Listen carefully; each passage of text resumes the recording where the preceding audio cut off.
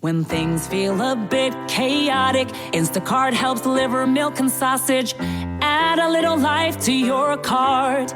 Get stuff from literally all your stores, from baby wipes to albacore. Add a little life to your cart. Instacart helps get your groceries. Your first 3 deliveries are free. Download Instacart. Add life to cart. Terms apply.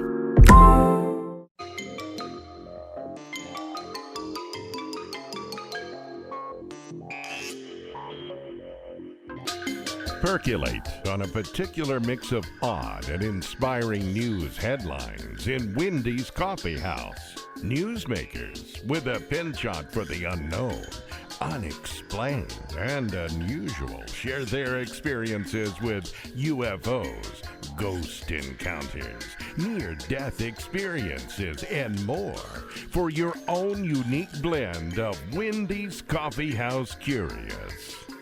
And now, here's Wendy. That's right, Wendy's Coffee House, KCMO Talk Radio. Thank you for tuning in. Okay, going to be a little bit different this time. Usually I don't talk about the stuff that I do.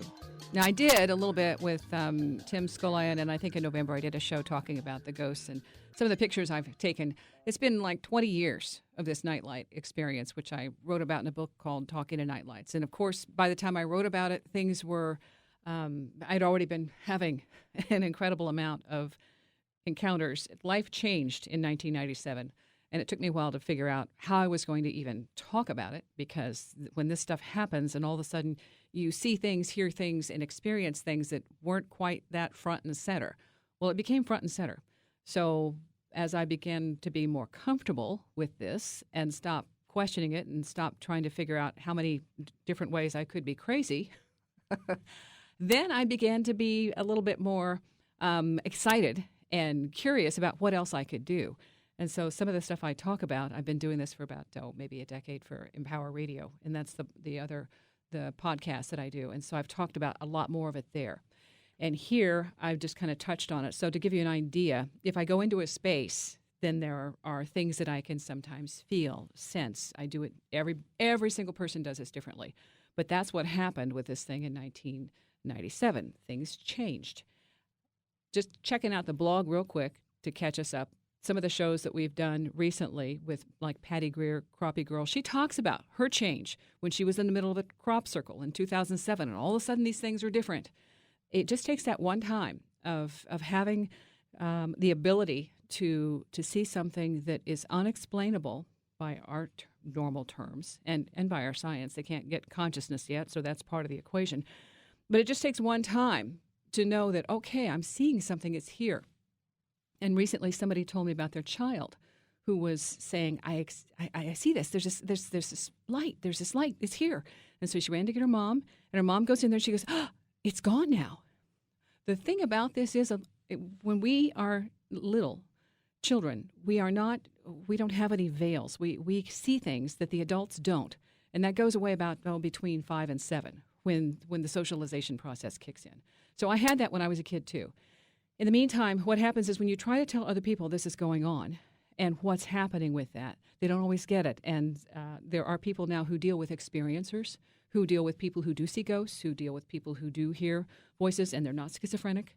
However, my friend David Franklin Farkas, who worked in a psych ward overnight with the rest of the people who do see other people and hear other things and are termed psychotic and schizophrenic and that kind of stuff, he walked over to the corner of the room where the invisible man was standing and said, oh, what's going on? And the guy said, you see me? Well, the doctors there didn't, but the patients did. And so that's another thing that makes things really dicey with this, because we're not all playing on the same field. So with this, recently I was given an opportunity to go to a local house, and this is in Kansas City. This is by the Nelson Atkins Museum of Art, very, very famous art museum. Now, the thing about that, if you compare the art museum to an antique collection, and knowing when you go into an antique collection, and most recently at a book reseller, there's a lot of extra energy. It may be coming and going. It may be there from previous centuries or local from, somebody who just decided to take a tour before they checked out. Okay, so there's going to be a lot of activity there because it's in that neighborhood. The other activity comes in from unseen people, and this is what I liked about when I was talking with Tim Scullion, the pictures that he took of the soldiers marching. Seeing those images in the ether, in the fog, and seeing people there marching, and there's a residual that hovers around. That's one of the things I like about Weston when I go there and do the events every year. There's that energy is in the space. Now, what I'm going to talk about is how I work with the energy and how I sense it. This is not cookie cutter. This is each person develops their own unique ability to sense it. And it isn't always something that is, this is not anything I intended to do. I wasn't planning on doing this. Matter of fact, I was planning on avoiding it, and because it wasn't okay to talk about it.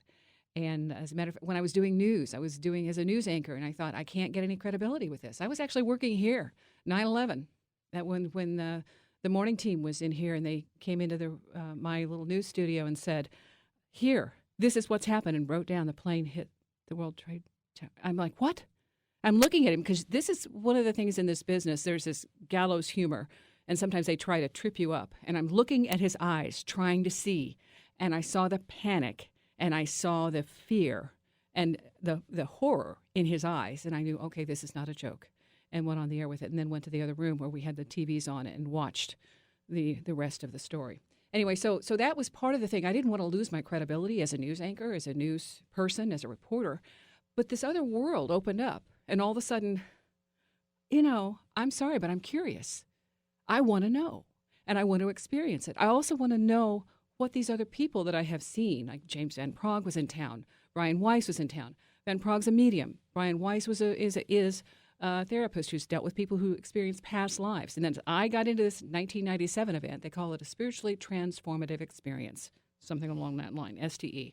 And so as I got into that, then these other things happened to me. I had memories. I had other things that I hadn't even contemplated that became much more coherent, and I realized I had other abilities. And so as I'm getting this together, then I have had people say, well, can you see this, or can you help me with that? And so that was the incident here where I am invited to go to a place. I cannot give you the address at this time. I'll just say it's in the area. And there's a lot of activity in different spaces because of the history, because of, when people die, they don't cross over immediately. They usually linger a little bit to take care of extra business. Or if they've got a significant other here that they are attached to and they've got an agreement with, they'll hang around. So what's happening is this space, they've noticed a lot of activity, paranormal activity. Don't know what's going on with it. And was there something wrong? Do we need to fix something? What happened? Why is it all of a sudden amping up? And it wasn't just one person, and these are people from different walks of life, different belief systems, and they're experiencing paranormal phenomena. And so somebody who'd listened to my other show said, well, would you consider coming in and just, taking a tour, checking it out? Well, of course. That's what I do every year at Weston. So, and other places. There was an amazing experience down at Clay Center that there was a house, same thing. This one was vacant and had some history with some of the people who had lived in the house, and they were trying to basically exorcise the demons. Well, okay, there's more to it than that. It's not that simple. So anyway, when I go into the space, these are things that I sense and feel, and it gives me an idea of what's going on. I do not ask. I don't in advance want to know anything about where I'm going, because that doesn't help. One of the people, Russell Targ, and some of the guys who do the remote viewing stuff, one of the things they talk about is the projection. You have to, when you get an answer or something in your head, in your mind, in your vision, in your hearing, in your seeing, an intuitive connect, it's something you don't expect. And so there'll be a sentence or something that you don't anticipate, and then you know, okay, that's legit. So it can't be something I'm projecting or something I already know that I'm filling in the blanks. I have to go with completely unfamiliar stuff. And so as I'm going in, I am, of course, it helps to have an invitation. I'm getting a sense of how the space feels. And so the person kind of takes me through a little bit of the of the house, and just here are the doors, here's the windows, here's the rooms. Like I said, generic. Don't give me a lot of information. And there was another house that I went to and cleared by the Native American. Oh, was it? It's on Mission Road, right up there. When a friend used to live there, and she said she had a lot of activity, so I helped her out with that. Anyway, it was a guy in the basement who liked his tools, and he didn't want to leave them, and he was still there. And so once we addressed that, things calmed down. But her daughter, teenager, was really, really receptive and getting all sorts of upset because of this activity. All right, so she's giving me the tour, and I have to take a break. I'm going to come back, but I'll tell you how I preset this and what happens as I go through this house and figure out what she's talking about and how I can help. Next, Wendy's Coffee House, KCMO Talk Radio. Wendy's Coffee House, KCMO Talk Radio. Glad to have you along. Okay, this is one of those deals where I'm talking about the stuff that I do, the stuff I didn't know I could do until I just started doing it. It just happened. I could hear things. I could sense things. I don't see things the same way. Somebody says I see a full-blown apparition or something like that. That doesn't usually happen for me. But what I do, I see colors. I see shapes. I see images, and I get sounds, scents. That's how it works for me. So, or the dreams. I'll get a premonition, a dream, an imprint of something that's going to happen. And it took a while to figure that out, because when you get the dream interpretation, the dream books, people who want to tell you, okay, this is what it means, and these are the symbols, and that's how they work. That's in theory. That's a good way to have like a template for that. But when you have a premonition or something that's going on around you, and you're trying to get information that way from that super conscious, or that extra realm, then it also comes through in dreams, and they're not necessarily in the book. Well, so this was an opportunity for me to go and check out this space. And as I'm doing a walkthrough, the first thing I notice before I even do any of that is the intensity of the house, the energy of the space. And the way I can describe it, it's like a barometric pressure where you sense something, and it's kind of full. It might be sticky. It might be in some way, shape, or form, you're going to feel compression. And under a lot of, like if you're underwater and the further down you go, the denser it feels. Okay, that's what the space of this building felt like. This house had this very intense, heavy density. And so I'm walking through it thinking, I told the person, there's just no way I could stay here, because it's, to me, it's claustrophobic. And it's a big space, beautiful space, large, the old school rooms, historic, beautiful place, but very uncomfortable. So at that point, I know, okay, there's energy here, and definitely I can see why there would be some paranormal activity. So as I'm going through the space, my husband is with me because he helps ground me. And sometimes these things are intense. So as I look like I might be drifting off somewhere, it's not that I've left. It's that I'm trying to get a sense of what the information might be. And so the lady who invited me there, she goes on and leaves us alone in the space. And it was one of those things where it just seemed to be the perfect opportunity for me to set up in a central location and ask, just ask. Why am I here? Well, what's going on? Why is there a disturbance? And there was a sense that there was some disruption and some things that were happening around the building and around that space, that they were doing something wrong. And so they felt like all of a sudden this activity, that these things that were happening, the space, whatever was in it, was unhappy and causing a disturbance. Well, okay, the response I got was, we'd like to leave, and nobody here does that. Okay, that was not. I had not anticipated that.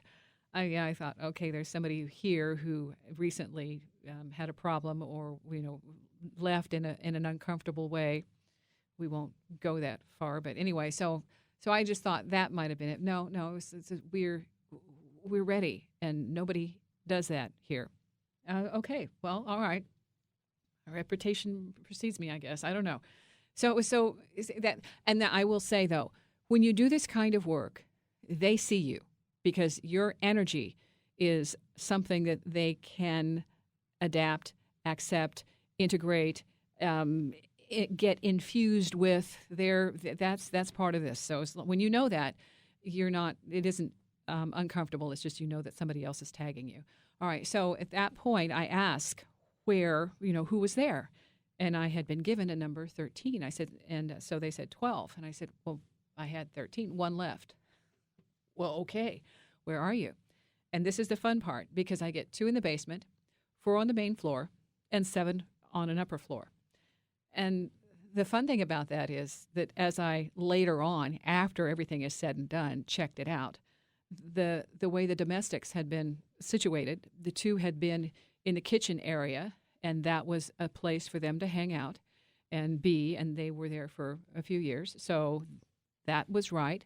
The 4 had to do with others who were there not permanently, but as part of the house, and I had names later on that came with that. And I have to I'm being a little bit ambiguous because, again, I cannot identify the address. I can identify the experience, and I'm okay with that until later when it becomes a public thing. So anyway, the other one was the 7. I'm thinking, well, what's the 7? And that later I was given that at one point a family of 7 lived on that upper floor. Well, the thing is, it adds up to 13. The original number. I'm not sure who checked out first. But the other thing, then there was a lady of the house. And she's very much a part of this. And she's an entertainer. The house is something that was her pride and joy. And I asked, well, why she didn't leave. And this stuff is where it gets a little more, I think, curious. She said when she passed over, when she died, her father was there to greet her. But her father had also stayed behind, and he was still there. And then at some point, she was much more comfortable because of all of this was her home. This was a place that she really, really put a lot of energy, time, thought, love, attachment. She's in the space because she's attached to it, and she's having fun seeing the comings and goings of the people. The way this works for me, what I see on their realm is it's very much their space. They're seeing this as it was in their time, and yet they're also able to engage with us. And so she's seeing that and seeing changes coming and now ready to go. But she didn't go with her dad when he checked out, because after a while, as she crossed over, he's there together, and she's wrapped up in all the goings and comings of this space. And then he moves, and she said, I don't know where he went. I lost track. See, these are the stories you get into, and you're really not sure how much it relates to what was in the space. And so at that point, though, I know that I have been given permission, and everybody the ones who are there are saying, we're done. This, please help. And so as you do this to help clear a space, to help elevate it, I call it an energy shift. Everybody has different language for this. Again, this isn't cookie cutter, but it has a result. And so you amplify, you elevate, you bring the light in, you shift the energy. And as that happens, these things change. And usually the paranormal activity will cease or die down. Now, other times it'll just go back in the shadows for a little bit and then come back out, depending on who all is still there, because like an antique store or a place like museums where all this old energy is, it has stuff that goes with it. And people who say they see ghosts in those places are not trying to pull your leg. They're saying, this is what's happening. You can take it or leave it. So with that, bringing this energy shift in and helping and saying anything that would like to leave, those who are ready, and then the energy shifts. And so as that happens, I talk with the woman who knew all the details, and she says, yes, there was the woman who was there. They're very familiar with her. And then as I'm standing there, I'm seeing this light behind her, like little white sparks. And with that's that spirit energy. And so I'm seeing those behind her. I'm thinking, what the heck? And then I feel next to me, I feel this entity standing there and trying to get my attention. I'm getting the letter J and getting this warm, just like a bubbly, effervescent feel. I'm like, whoa, this is okay. Somebody's got a message. And I said, well, okay, the letter J, and she's deceased. So we have to do a little bit more homework here. And it's going to just, going to be a little bit more for me to figure out what's going on. I'm going to take a break. You want to catch up with this? I took some photos when I was talking with Tim Skolian about his ghost photography of the orbs that I get in some photos. And one was a neighbor who lived across the street and visited my lamp. At the same time, his daughter was at my door knocking to give me a gift from him. And that was another one of those amazing moments. This is part of my life now. And like I say, it didn't start out this way. It started in 1997. And it's a heck of an amazing break from what I do in my other life, radio. Stick around. Wendy's Coffee House, KCMO Talk Radio, talking to nightlights and more. The amazing drama you're about to see is a matter of human record. You may believe it or not.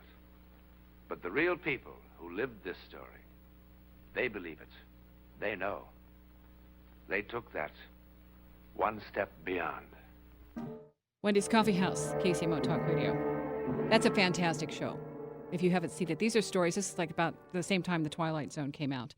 And Alcoa, I believe, was the presenter of this. It was like, this is old school. This is back when they compiled these stories. They tried to get, to the best of their ability, stories that were a little bit more offbeat, that they had been reported, and they could corroborate them with the people who went through the events. So that's one that you might want to check into. But the reason I want that as part of this is because when this happens for you and you're going through the experience, the only way you can corroborate it's basically afterwards and connecting dots. So when I'm in this house, I see these lights behind the lady. There are little sparks up by the ceiling. I'm thinking, okay, and then I get this effervescent feel. Something is beside me. Someone is beside me. And I said, okay. So she's, I get a J. It's a female and deceased. And she said, well, there was a student who died at a certain, right before the term started. I said, I don't, that's, because it would have been August or September. No. I said, okay, it's December. And she wears a scarf. She's showing me a scarf. Now, the thing is, I'm picturing this as she was a student, but she's wearing a scarf. And so I'm getting the age, 17 or 18, somewhere in that, that late teens, and the letter J. And later on, yes, that's exactly what's going on. The woman had been a student. Her name was Judy, and she was known for wearing a scarf. That was corroborated after I was gone. So those kinds of things, all I can do is, this is what I'm getting. This is what I sense. This is what I pick up. Does it make sense? I don't have anything to do with it. Okay, so that was one of those things. But the energy, she was trying to let this person know that she really appreciated everything that she was doing. So it was a personal thing for this woman to make a connection. And that was why she showed up at that moment. And also it was very much a part of the things that were happening in that area. So that to me was an obvious connection that was there that I think needed to happen for the two of them. So it wasn't even about the space. It was about the connection between this one who had recently died and then wanted to say, hey, it's okay, I like what you're doing. And there were some other things that go along with that, and that's personal. So when these things happen and I get an invitation to do something like that, I don't know ahead of time.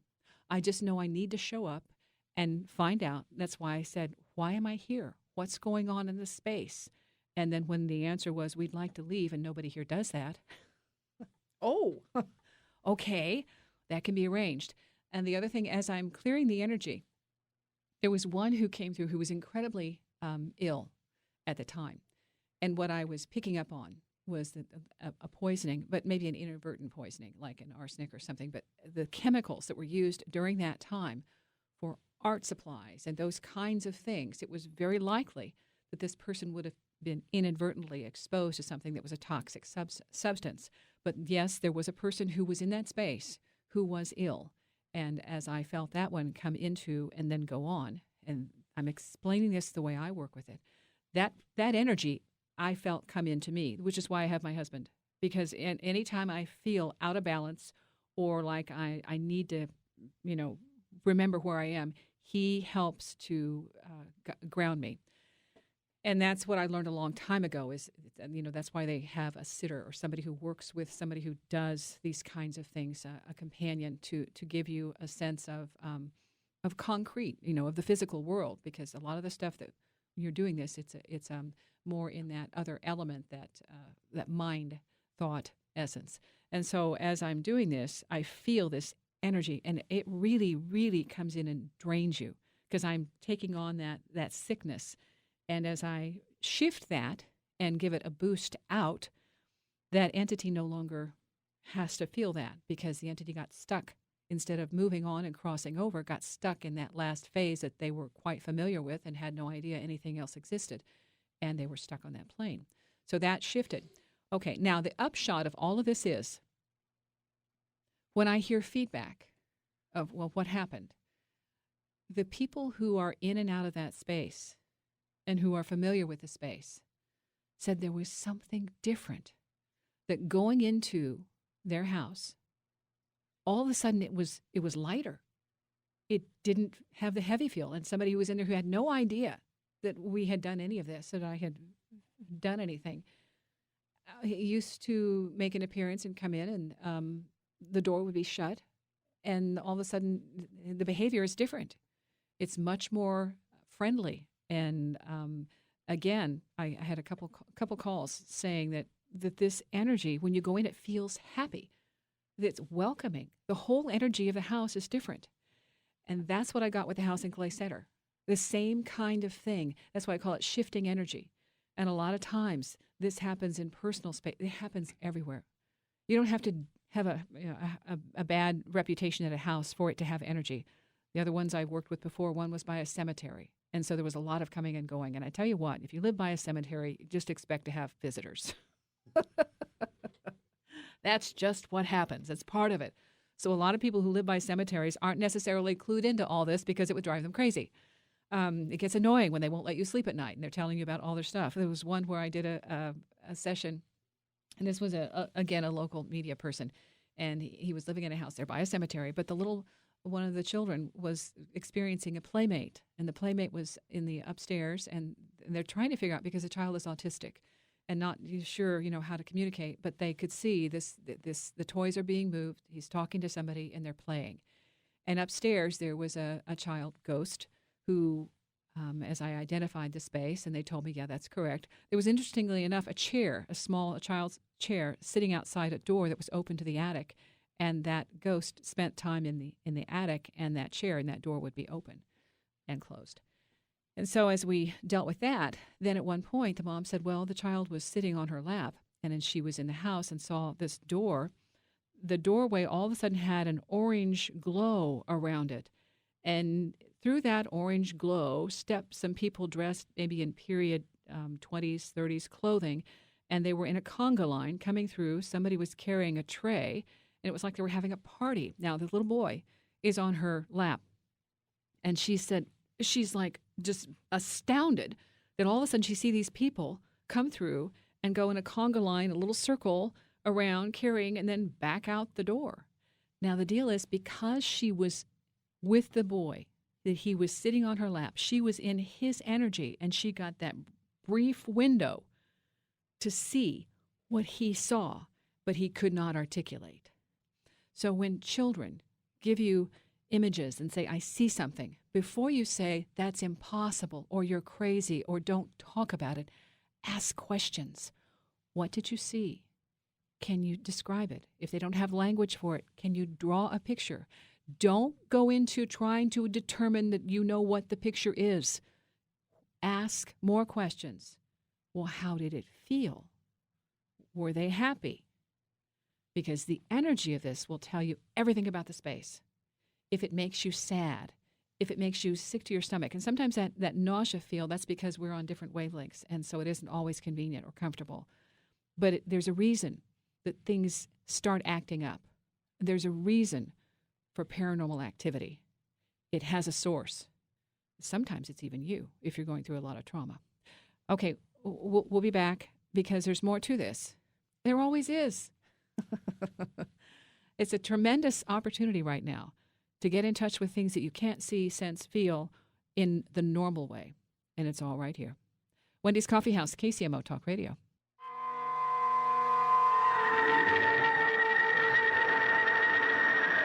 Wendy's Coffee House, KCMO Talk Radio. Okay. So getting into this, that was one of my favorites as a kid. I liked Quentin's theme the best. Everybody did. Okay, you can actually see that. They've got the box sets, all versions and the outtakes available anywhere on the internet. The thing about this with children, I wanted to go back to it because this is really important, and this is what I have discovered working with people who live in areas that are haunted, homes that are haunted, and they can't figure out what to do about it. The kids usually are the first to know, and the pets will tell you. If a pet is uncomfortable in a room, bingo. When the child says, I see something, they're not trying to freak you out. They're trying to say, what is it and why? So instead of saying it doesn't exist, ask questions. What happened, there is one experience I know where there are several children involved, and the two older boys were living on the top floor. Their behavior changed while they were living on the top floor, went into goth, all sorts of stuff, and just negative. And they knew that space was haunted, so they don't go back to the house. And the other one, the young girl, moved up, expanding her horizons, going up on the second floor where the bigger rooms were. She had been on the main floor. And all of a sudden, her behavior changed. Same kind of thing, a negative influence. And finally, they figured out, the brothers said, clueless, get back downstairs. She gets back downstairs. The goth goes away, and so do all those freaky, weird happenings, because that house happens to have all the activity and not real pleasant up on that upper floor. They're not leaving the house, so they're, that's the thing. You have to figure out how to work with this. Well, there's another incident that the little girl is telling her mom, I see a fire. And she sees certain things at certain times of the day. So there are clues with that. But at one point, the little girl got a paddling, okay? And this is something the person did not like to tell me. Said, I know, but I have to say this. And I gave her a little spanking, and she said, she turned around and she looked at me. And this is a child who's barely into talking, okay, just barely into talking. And she says, do it again. That is not a typical response. This is an occasion where that behavior is aggressive, and it's the child who has an encounter with another entity. And so what happens, that is a clue that in this house, there is activity that is in some way, shape, or form impressing the people who are there and engaging. And children they can't always tell the difference between a negative influence. And so these kinds of things happen all the time in ways that we don't anticipate until we're able to see, like this thing that I told you happened in 1997. All of a sudden, these other areas became much more, for me, visible. And these experiences became much more common. And when I would go into a space, there was one house that was in the process of being renovated and looking at as a potential house to live in or to resell one way or the other, live in. I went in, not one room in that house had been completely finished. They were in the process of doing each and every room and never completed anything. When I walked out of that house, I had something that had been attached to my finger, and it felt like I had been like a lobster. Something was pinching the heck out of my finger, and that's an attachment, and that's that house, and no, you're not going to buy it. Because the energy in it was so disruptive and adversarial that was causing a lot of that. That would be a money pit kind of house. Another one, when I was out looking at houses, and at the time, the partner said, go check this out and see if they're offering it for sale. I walked in, and the house wasn't up for sale yet. It had been vacant, and what was happening at the time I walked in was the family was getting there, going over for the relatives. The person had died, and so they were going over the property, and I got a headache that lasted 3 hours because I had intruded on private space. That it was an unwanted disruption, and so that was a psychic attack. These things, as you become more familiar with this kind of activity, then you can see it when it's happening and people have issues with haunted homes. And it may only be a short term, but it's enough to say there's a lot more going on here than we often identify or recognize. And being quick to judge, saying, well, you're just imagining, or that can't be happening. You must be deceiving me. You're trying to get attention. And it would be better if we said, can you explain that? And is it a consistent happening? Do more sleuthing of this and try and figure out before people start saying, well, you can't prove it. The thing is, it doesn't have to be proven. I have to understand how it works in my experience, because a lot of this stuff, you cannot prove it. It won't happen again. And it's like the child who said, I see a fire in this space. I see a fire. Oh, you're in the room. It's not here, but it was here. It wasn't there when the adult was present. And when you get into some of these experiences, people who experience the ET, alien, other, whatever word you want to call it, presence, they will experience it, and the other person, when they're in the space, won't. It's one of those things that you may not be receptive to it, or it may be hidden. It may diminish. A lot of times when the people who move into a haunted house don't know it immediately. After they've been there 3 or 4 months, then they start putting the pieces of the puzzle together and say, this is not supposed to be happening. It could happen quicker, but that sometimes it will lay low. And then the activity of the house, the space, more likely it usually responds to incredible, intense emotions. That's one of those things that's it's like a barometer you can go by, the intensity level of the house. When the emotions are on up high, it can also be happy, but negative and intense anxiety or frustration or anger, a lot of times the energy will amp up, and then there will be this sense of feeling very uncomfortable because of this. If you're living in a haunted space, and you know what I'm talking about, then you will notice that there are certain times when you feel drained of energy, and it will just completely sap you until you get out of the house and come back. And some people can live like this for years. They know the house is haunted. They know the space has energy of some kind, and they just take vacations. Go out, get a buzz, have fun. A buzz as in going to the beach or going somewhere fun, not any kind of medication or other stuff, but just getting a break from the space. And that's important. So people who live in areas that are known to have that intense energy, like we were talking about with the Tim Skull Lion, that whole place has a lot of intense energy. And Weston, same thing. There's a lot of energy because of the history and because of just the way that it is situated, that makes it a place that you're going to have a different kind of person attracted to it, and you're going to have a different type of energy level to be able to sustain your own mental health and physical health when you're in that environment.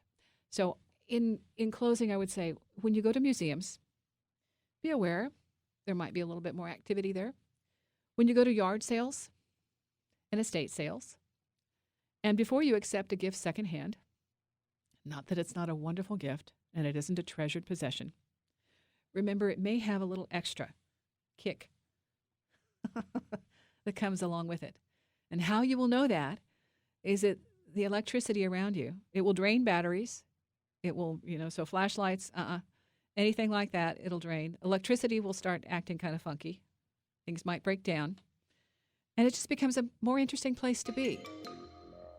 Okay? So there you go.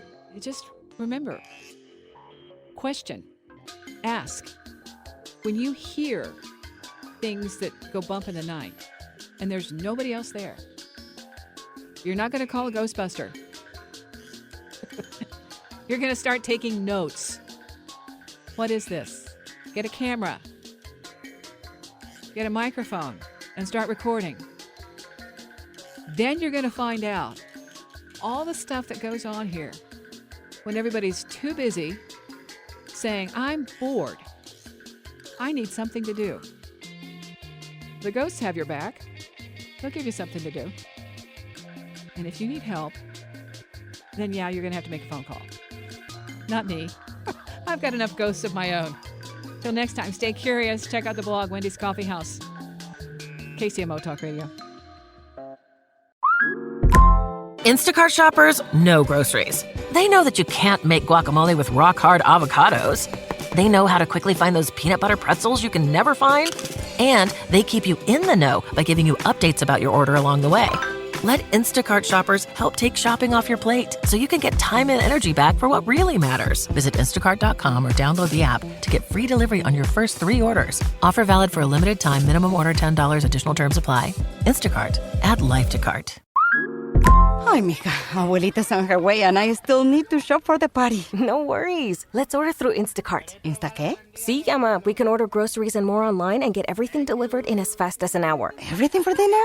Carne, tortillas, limas, plátanos. Claro. Anything else? Just make sure the plátanos are ripe. Get groceries delivered same day with Instacart so you have more time for family. Visit instacart.com or download the app to get free delivery on your first 3 orders. Offer valid for a limited time. Minimum order $10. Additional terms apply.